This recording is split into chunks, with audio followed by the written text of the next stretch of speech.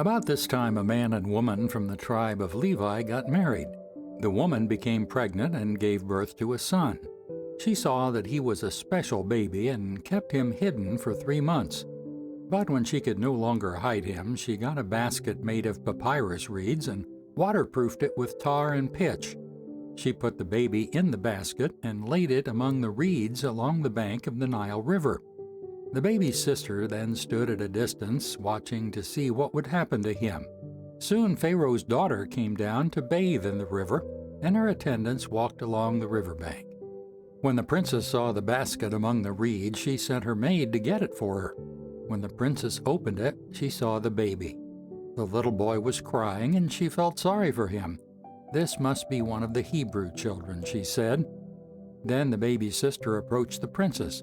"Shall I go and find one of the Hebrew women to nurse the baby for you?" she asked. "Yes, do," the princess replied. So the girl went and called the baby's mother. "Take this baby and nurse him for me," the princess told the baby's mother. "I will pay you for your help." So the woman took the baby home and nursed him.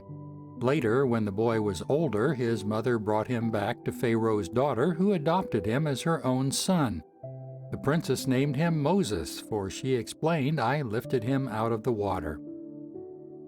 Many years later, when Moses had grown up, he went out to visit his own people, the Hebrews, and he saw how hard they were forced to work. During his visit, he saw an Egyptian beating one of his fellow Hebrews. After looking in all directions to make sure no one was watching, Moses killed the Egyptian and hid his body in the sand. The next day, when Moses went out to visit his people again, he saw 2 Hebrew men fighting. "Why are you beating up your friend?" Moses said to the one who started the fight. The man replied, "Who appointed you to be our prince and judge? Are you going to kill me as you killed that Egyptian yesterday?" Then Moses was afraid, thinking, "Everyone knows what I did." And sure enough, Pharaoh heard what had happened, and he tried to kill Moses. But Moses fled from Pharaoh and went to live in the land of Midian. When Moses arrived in Midian, he sat down beside a well.